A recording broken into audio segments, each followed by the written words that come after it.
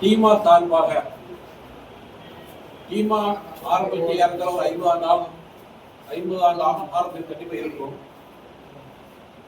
பனியன் ஏற்றுமதி மற்றும் உற்பத்தி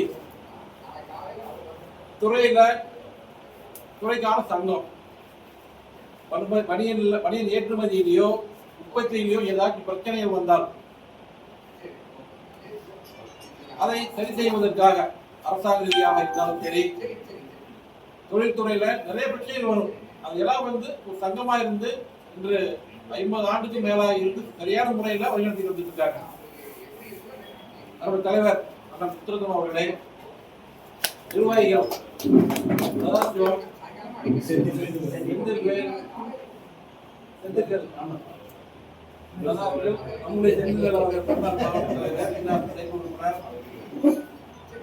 நம்ம திருப்பூர்னாவே வந்தோரை வாழ வைக்கும் ஊர் திருப்பூர் அப்படிங்கிற பெயர் உண்டு.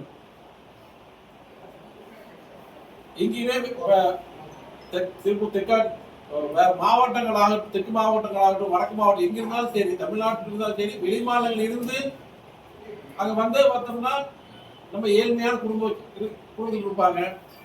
தினந்தோறும் அவங்க மேல அந்த மாநிலங்களாகட்டும், அந்த மாவட்டங்களாகட்டும் தினந்தோறும் உணவுக்கு கூட கஷ்டப்படக்கூடிய சூழ்நிலை அவங்க இருக்கும். ஆனா அவங்க எல்லாம் நீ திருப்பூருக்கு வருவாங்க. வரும்போது பார்த்தோம்னா ஏழ்மையா தான் வருவாங்க. வந்ததுக்கு அப்புறம் முதல் பார்த்தோம்னா வேலைக்கு போவாங்க. ஒரு கட்டிங் மாஸ்டராவோ இல்ல பிசில் எடுத்து ஃபர்ஸ்ட் போனா நானே போயிருக்கேன். ஒரு 35 வருஷத்துக்கு முன்னாடி கம்பெனிக்கு போவேன், வேலை கற்றுக்கணும் அப்படின்னு போவேன். முதல் போன பிசில் வெட்ட வேண்டிய சூழ்நிலை வரும். மனைவி தைக்கும் போது நூல் அதை பிசில் வெட்டு சொல்லுவோம். அதுக்கப்புறம் கை மடிக்க சொல்லுவாங்க, power table tailor, overlock tailor. அது மாதிரி படிப்படியா உயர்ந்து பார்த்தோம்னா இதுக்கடுத்து ஒரு நபர் வெளியில் வர்றாங்கன்னா படிப்படியா உயர்ந்து அந்த நபர் ஒரு யூனிட் ஆரம்பிப்பார். ஆரம்பிச்சு ஜாப் ஒர்க் பண்ணுவார். அடுத்தது சுயமா செகண்ட் ஆர்டர் பண்ணுவார். அப்புறம் சுயமா ஒரு யூனிட்டே போடுவார். குறைஞ்ச ஒரு ஆர்சி போட வேண்டிய சிச்சுவேஷன் இருக்கு. அப்ப இருந்தது அந்த ஆர்சி 12 சீட் ஆகும். அப்புறம் சொந்தமா இடம் வாங்குவாங்க, கட்டம் கட்டுவாங்க. அந்த மாதிரி இன்னைக்கு திருப்பூர் 50 கோடிக்கு மேல ஏற்றுமதி பண்ணிட்டு இருக்குது. உள்நாட்டுல 50 கோடி பண்ணிட்டு இருக்குது. இது 1 லட்சம் கோடியா எட்டணும் அப்படின்ட்டு நம்முடைய டீம் ஆகட்டும், பல்வேறு சங்கங்கள் முயற்சி பண்ணிட்டு இருக்கிறாங்க. அதுக்கு ஒரு வாழ்த்துக்கள். கண்டிப்பா 1 லட்சம் கோடி ஏற்றது நம்மளால கண்டிப்பா நம்மளால எட்ட முடியும். எந்த ஒரு அரசாங்கத்தினுடைய உதவி இல்லாமையே இன்னைக்கு இந்த திருப்பூர் ஆகட்டும், திருப்பூருடைய தொழில்துறை நிறுவனங்கள் வளர்ந்துட்டு வந்துட்டே இருக்குது. ஆனா இந்த கடந்த போன முறை 5 ஆண்டுகளுக்கு முன்னாடி பார்த்தோம்னா திருப்பூர்ல மின் தட்டுப்பாடு. அப்ப திமுக அரசாங்கம் இருந்தாங்க. முதல் பார்த்தோம்னா 24 மணி நேரம் 2 மணி நேரம் கரண்ட் போயிட்டு இருந்தது ஒரு மாசம். அப்புறம் ஒரு மாசம் கழிச்சு பார்த்தோம்னா 3 மணி நேரம், 4 மணி நேரம்.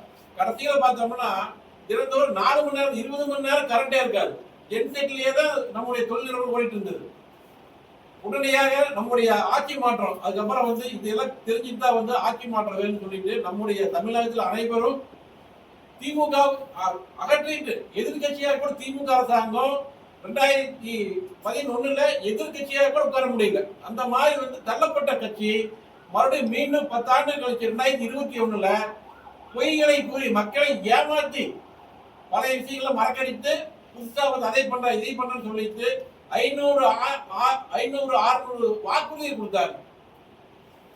நாங்க வந்தோம்னா ஆட்சிக்கு வந்தோம்னா பெண்களுக்கு இலவசமாக கேஸ் நிறைய திட்டங்கள் 600 திட்டங்கள் சொல்ல பாருங்களா. சொன்ன திட்டங்களை எதுவுமே செய்ய கிடையாது.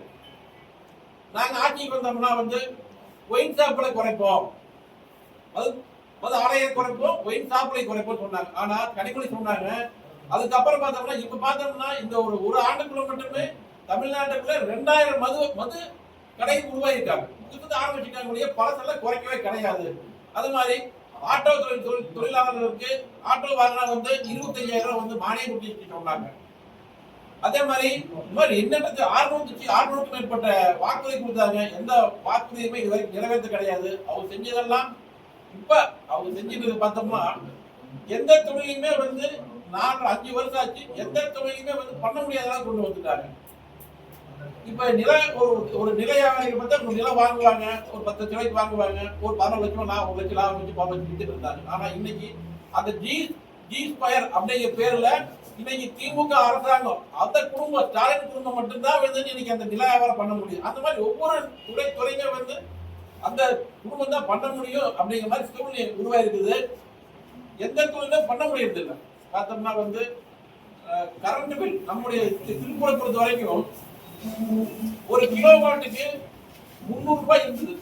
மினிமம் சார்ஜ் வந்து ஒரு கிலோவாட்டுக்கு குறிப்பா நம்முடைய தொழிலுக்கு கரண்ட் மின் வந்து ஒரு முக்கியமான விஷயம். அதுல ஒரு கிலோவாட்டுக்கு 300 ரூபாய் இருந்த அந்த குறைந்த அளவுக்குரிய மினிமம் சார்ஜ இன்னைக்கு 1500 ரூபாய் பண்ணிக்கிறாங்க. 300 ரூபாய் எங்க, 1500 ரூபாய் எங்க? ஒரு 300 ரூபாய் இருந்தது, ஒரு 350 ரூபாய் பண்ணலாம், மீண்டும் 400 ரூபாய் பண்ண முடியும். இன்னைக்கு ஒரு கிலோ வாட்டுக்கு 1500 ரூபாய் வந்துட்டு இருக்குது. அது மட்டும் இல்லாம யூனிட்டுக்கு உண்டான அந்த சார்ஜை எச்சு பண்ணியிருக்காங்க. அது மட்டும் இல்லாம வரி உயர்வு, சொத்து வரி உயர்வு, குப்பை வரி.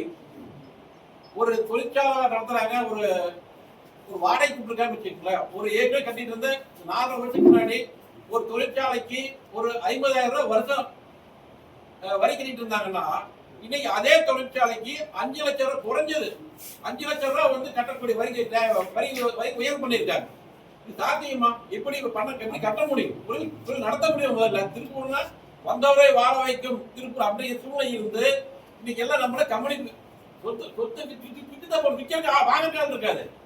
வரிக்கிட்டு எப்படி சொத்து வாங்கி நம்ம வாடகைக்கு விட முடியும்? அந்த மாதிரி இன்னொரு சூழ்நிலை வந்து திமுக அரசாங்கம் மீண்டும் வந்தால் திருப்பூர் ஆகட்டும், தமிழ்நாட்டில் ஒரு கேள்விக்குறியாயிரும், வாழ்வாதாரமே ஒரு கேள்விக்குறியாயிரும் கூறிக்கொண்டு இந்த டீமா சார்பாக எனக்கு வந்து வாய்ப்பு கொடுத்து வெற்றி பெற செய்ய வாக்குறுதி கொடுத்திருக்கிற நம்முடைய முத்துரத்னம் அண்ணன் அவர்களுக்கு என்னுடைய நெஞ்சார்ந்த நன்றியை அனைவரும் தேசிய ஜனநாயக கூட்டணி சார்பாக வடக்கு தொகுதியில் அண்ணன் எம்எஸ்எம் நிற்கிறாங்க, தெற்கு தொகுதியில பிஜேபி சார்பாக தாமரைச்சேரத்தில் நிற்கிறேன் நான். அதனால வடக்கு தொகுதியும் தெற்கு தொகுதியும் அதிக பெரும்பான்மையான வாக்குகள்ல வெற்றி பெற்று கேட்டுக்கொள்றேன்.